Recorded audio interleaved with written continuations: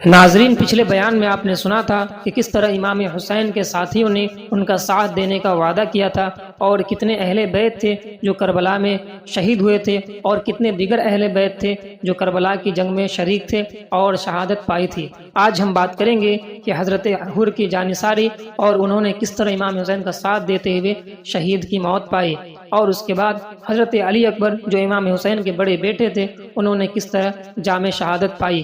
آئے جانتے ہیں کم وقت میں ان دونوں واقعہ آپ کو میں سناتا ہوں۔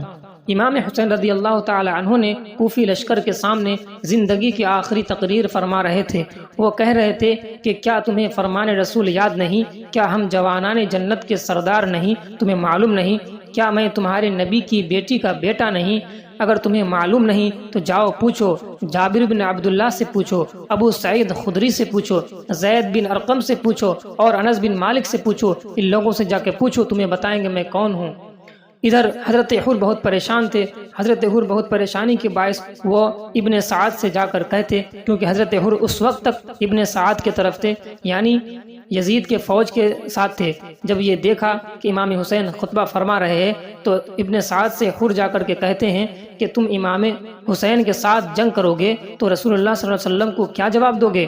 ابن سعد کو اس کا جواب اچھا نہ لگا، اور حضرت حر دونوں خیموں کے درمیان کھڑے ہو گئے، یعنی جو یزیدی لشکر کے جو خیمے تھے اور امام حسین کے جو خیمے تھے ان کے بیچ میں وہ کھڑے تھے، اور پریشانی کے باعث میں کھڑے تھے اور سوچ رہے تھے کہ میں کدھر جاؤں۔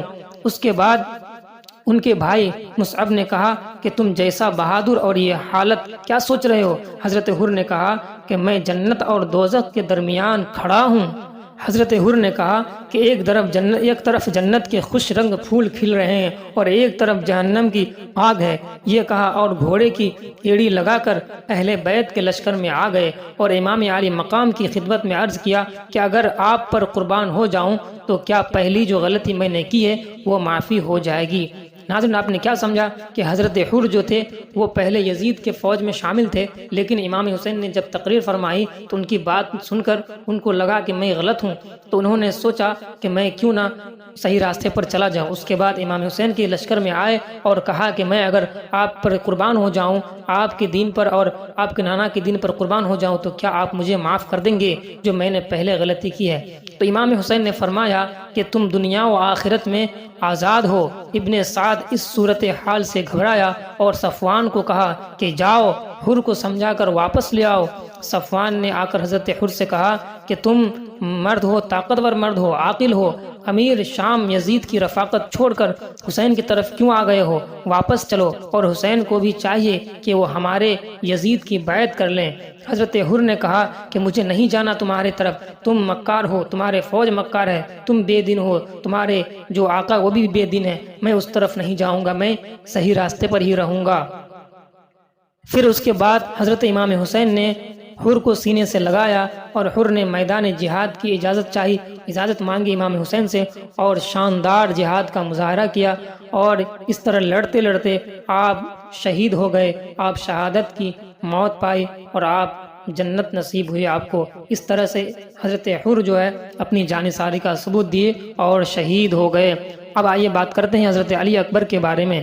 ناظرین، اس لڑائی میں کربلا کے میدان میں بہت سارے لوگ شہید ہوئے تھے، لیکن میں سب کا نہیں بتایا کیونکہ بہت ویڈیو لمبی ہو جاتی ہے اور ان چند دنوں میں بتانا مشکل تھا میرے لیے، اس لیے میں بتا نہیں پایا۔ میں کچھ جو خاص جو اہل بیت کے ہیں جیسے علی اکبر، علی اصغر، امام حسین، اس طرح کے جو تھے لوگ جو شہید ہوئے ان لوگوں کے بارے میں آپ کو انشاءاللہ بتا رہا ہوں اور بتاؤں گا۔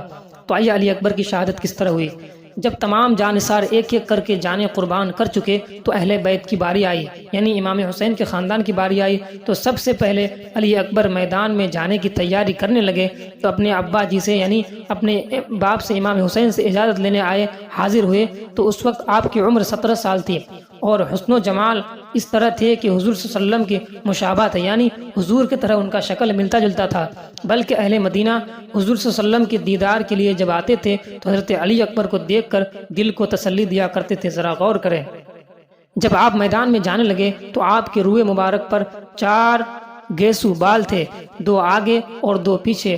آپ یہ باتیں کہیں کہ میں حسین علی کا بیٹا ہوں، با خدا ہم نبی صلی اللہ علیہ وسلم کے قریبی ہیں۔ ابن سعد نے آپ کو آتا ہوا دیکھ کر حیران ہو کر شمر سے پوچھا کہ یہ کس کا ماہ پارا ہے؟ اس کا چہرہ تو چاند سے بھی زیادہ روشن چمک رہا ہے۔ شمر نے کہا کہ یہ حسین بن علی کا بیٹا ہے۔ بہت دیر تک دشمنوں کا کوئی آدمی آپ کے مقابلے میں نہ آیا۔ آخر آپ نے خود ہی ڈٹی دلی سے یعنی لشکر پر حملہ کر دیا۔ پہل ہو کر آپ کی تلوار دشمنان حق کے جسموں کو گاجر اور مولی کی طرح کاٹتی جا رہی تھی۔ 500 کے قریب سر قلم کیے جا چکے تھے۔ جب شدت پیاس نے آپ کو ستایا تو خیموں کی طرف آ کر عرض کیا کہ یا ابتہ غارت عینا من العطش، ابا جان پیاس کی شدت سے میری آنکھیں ختم ہو رہی ہیں۔ امام علی مقام نے فرمایا بیٹا تمہارے جد امجد سید عالم صلی اللہ علیہ وسلم کو حوض کوثر کا جام لیے منتظر ہیں۔ گھوڑا دوڑا کر پھر واپس میدان میں گئے اور آپ کی تلوار دشمنوں کے سروں پر اس طرح چلنے لگی جس طرح آسمان پر چمکتی تھی تلوار۔ آپ کا جسم زخموں سے چور چور ہو چکا تھا۔ تھوڑی دیر سستانی کے لیے کھڑے ہوئے تو مرہ بن منقذ نے پیچھے سے نیزہ مار کر آپ کو گھائل کر دیا اور آپ زمین پر گر پڑے۔